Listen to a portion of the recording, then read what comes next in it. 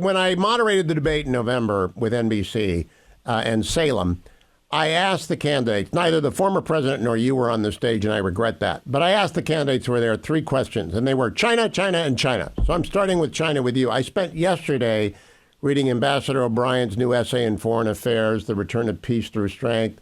Admiral Studeman's retired. He's a former head of Office of Naval Intelligence. His article from War on the Rocks, China is battening down for storm over Taiwan. And then Neil Ferguson's essay yesterday in the Free Press. We're all Soviets now. I'm depressed. Did Joe Biden forfeit in the conflict with China over the last 3 years? I mean, are we irreversibly behind the Chi-Coms now? Well, it sure feels that way to me because I feel just at a basic level that Joe Biden doesn't understand how deterrence work. I mean, he's green-lighted activity by all of our adversaries, and whether that's the 2 proxy wars we're in with Iran and Russia right now. Then we're in this cyber war with Iran, Russia, North Korea, and others because we're under states like North Dakota are under attack every day from those countries. But we're in this Cold War with China, and in a Cold War with China, you need deterrence. And Joe Biden is not a deterrent. Joe Biden just keeps green-lighting stuff, and he's not supporting our allies. Our allies see that, and so our allies have to hedge their bets that America's not going to be there. And so he's weakening our whole allied defense network that we have. And then, of course, the worst of all this is when he had an opportunity during the Cold War with China, and he's sending his cabinet leaders to China regularly. When they're there, they're talking about CO2 emissions. And we have a big stick that we can carry. Teddy Roosevelt, walk softly, carry a big stick. Our big stick is the U.S. economy, it's U.S. energy, and it's U.S. food production. China imports 11 million barrels of oil a day. They're the most energy-dependent country in the world. They have to import calories every day to feed their population. They've got huge security risks. If you don't have energy and food security, you have security risks. And as far as I've never seen an article that we've ever talked to them about either one of those things. And we're over there, doing things that's actually supporting them. We're saying, look, we're going to buy batteries from you. We're going to get rare earth minerals from you. We're going to increase our dependence on you for our energy needs. I mean, they should be dependent on us, and have a strategy around the Biden energy policy that puts us on dependence on them. It's completely backwards, Hugh. You spend a lot of time with former President Trump. I think he's going to win, Governor. Do you talk with him about China? Does he think he can restore deterrence with Xi Jinping and the Chi-Coms? Well, I'll tell you, I can't speak for President Trump, but I can tell you what I do know is that President Trump himself is a deterrent because people understand that he is strong where Biden is weak. I mean, Biden invites wars through weakness, and Trump is an actual literal deterrent. Trump is like adding, pick a number. What is a deterrence cost hundreds of billions of dollars. You elect President Trump, and it's like adding to our defense budget because our enemies would actually go, wow, this guy might actually take action to stop us. So, and Biden, of course, is, he's doing the opposite. Releasing billions and tens of billions of dollars to people like Iran, Swiss cheese sanctions on Iran so that Iran can increase their production. And you want to talk about China, who they selling, who or Iran and Russia selling their increased oil production to? They're selling to China. And so he's basically helping all of the bad guys help each other across thing. I mean, it's literally 180 degrees opposite what I believe President Trump will do when the first day he's back in office. Oh, Governor Burgum, this story in the Financial Times this morning has your name on it. The headline says it all. Silicon Valley steps up staff screening over Chinese espionage threat. You went to Stanford, got your MBA, you started your own company in North Dakota, and the Chi-Coms stole all your stuff. I mean, this is like, this, you lived this. I did, Hugh. I didn't live it yesterday. I've shared with you before, but 1989, I was a kid. I was a young software entrepreneur. We were selling our products only in U.S. and Canada. We were trying to expand overseas. The first country we looked at is Australia. I was in Australia in 1989. On my way back home, I thought, hey, I'll stop in China and see if there's an opportunity here. It was it's a long ways away, but it's a big country. Maybe they'll need some software. And I'm there, and they said, hey, they're selling U.S. software in a street market. And So I go down there, and I, of course, expected to see some of the big names of the time, like Lotus 123 and other products that may be, stolen there. But I said, as a joke, I said, "Do you have Great Plains software?" They said, "Right over here in a street market for $1 a disc." They were selling, for $1, they were selling a $5,000 module of our software. I mean, great, general ledger, accounts payable, accounts receivable, $1 each, $25,000 of software for $5. So they have stolen every piece of software that I've ever made, and my software career continued right up to the day before I, became governor of North Dakota back after the 2016 election. So I mean, I watched these guys steal everything, and in every company I've ever been involved with, multiple companies selling software around the world, China just steals our IP, and so it is not a surprise to me. And now with the threat of TikTok, which we banned in North Dakota on all state devices several years ago, it's even worse because obviously they're using it. They change their algorithm, they dial it up, and I think there's a direct connection between TikTok and what you see on our campuses today, because the multiple amount of information that's pro-Hamas on TikTok versus it would support Israel is just dramatically unbalanced, and it's influencing a generation of our young people. Now, the left wing attacks Donald Trump because he's on TikTok right now, like they are. Well, we're not going to unilaterally disarm in this election before, we being Republicans. I hope he uses TikTok and then cuts it off on January 20th and bans it. Governor, if I can switch subjects with you, I want to talk about the border. Joe Biden declared an amnesty for millions of people yesterday. At least 10 million people have crossed the southern border under Joe Biden. How worried are you about domestic terrorists hiding among those 10 million? Doesn't have to be many. It could be 20 out of 10 million. I don't know how we find the needles in the haystack, but how worried are you about that? Well, I'm very worried, Hugh, and you're right. I mean, it was, 20 people that were behind 9/11 executing that across, 4 different attack vectors on one day.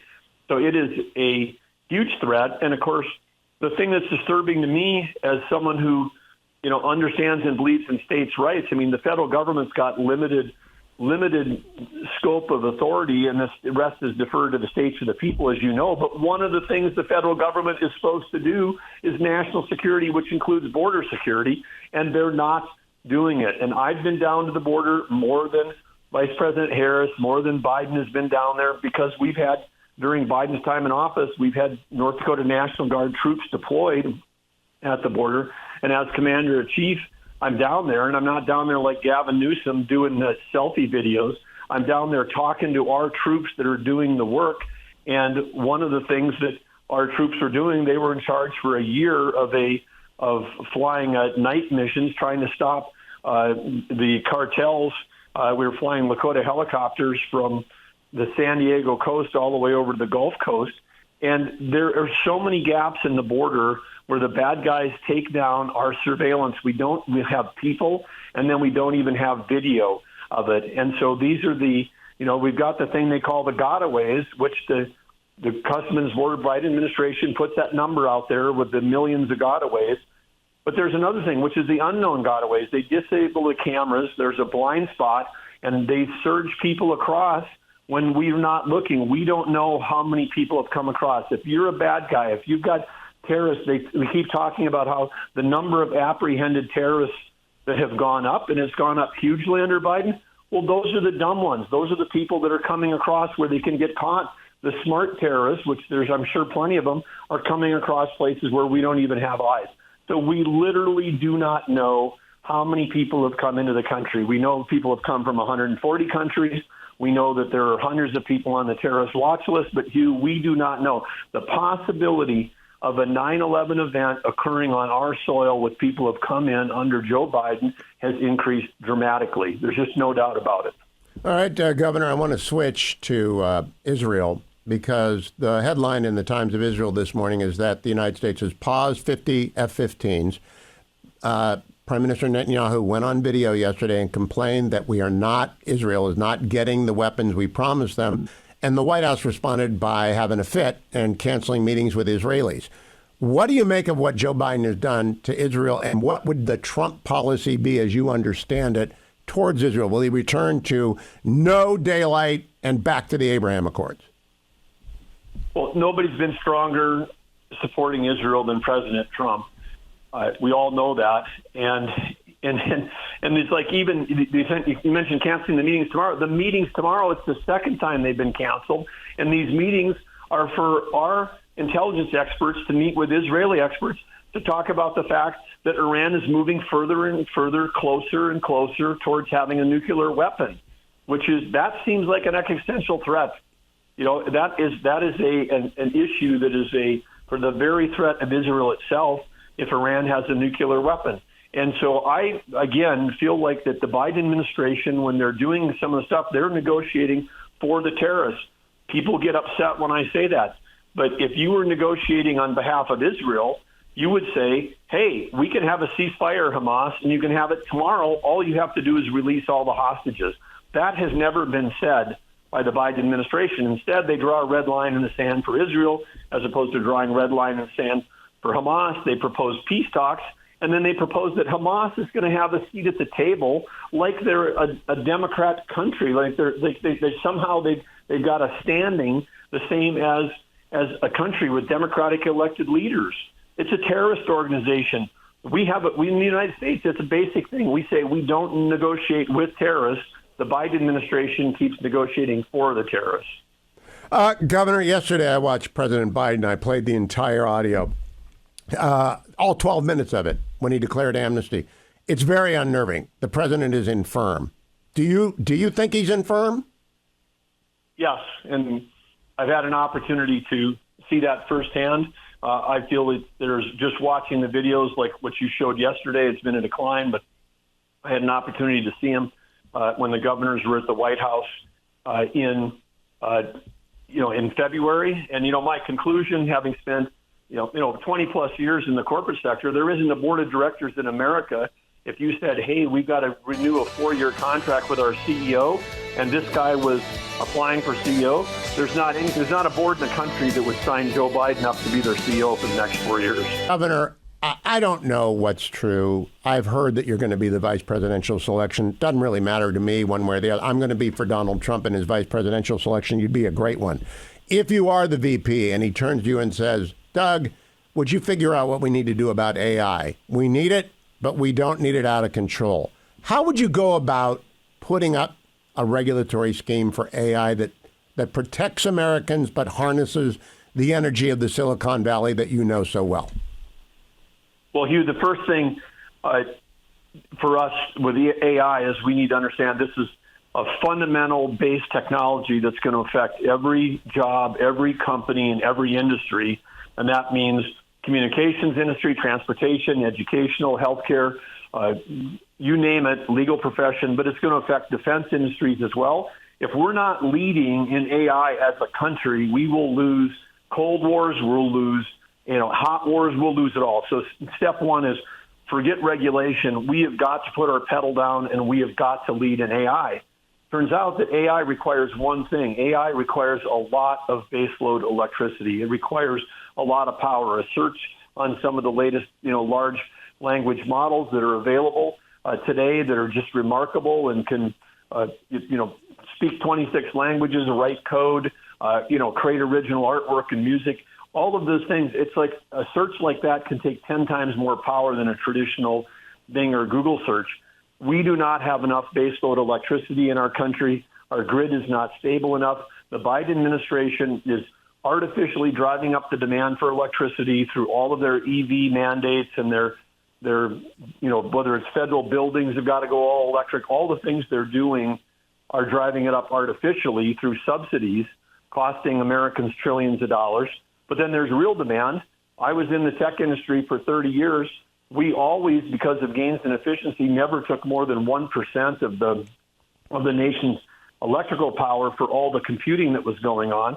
Well, now with AI, we've moved towards 2%, and we could go to 10% by 2030. So you're going to have the first time in 25 years real increases in demand for electricity at a time when the Biden administration is doing everything they can to actually destabilize the grid, shut down base load in favor of all intermittent, which is their solar wind initiatives.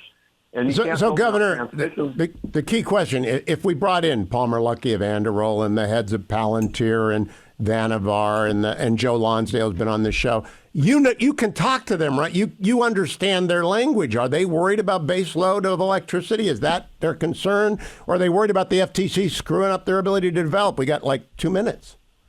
They are absolutely saying it doesn't matter what the regulations are. If we don't have enough power, we're not going to have AI, period, in our country. And so if you're going to see Silicon Valley coming over and supporting President Trump, some of the names of the people that you mentioned I've talked to, they're all coming over because there's got to be an energy policy that supports us getting behind AI. From a regulatory standpoint, we've got to have some guardrails, but we've got to have a light touch.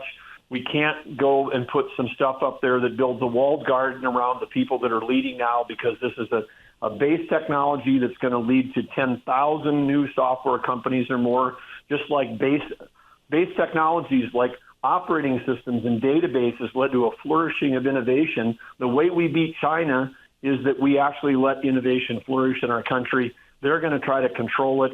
It's going to hurt them. At a fundamental level, AI is a productivity tool. It's like software is the greatest tool ever to expand human capability. AI is that on steroids. A country like ours that's got 10 million jobs open in the country, AI helps us. It helps increase our GDP. It helps us have the strongest economy. It helps us stabilize the world. China will have a tough time following us. They have high Governor. Unemployment. Thank you so much. We're out of I appreciate that. That was optimism. I appreciate it. Governor Doug Burgum, thank you.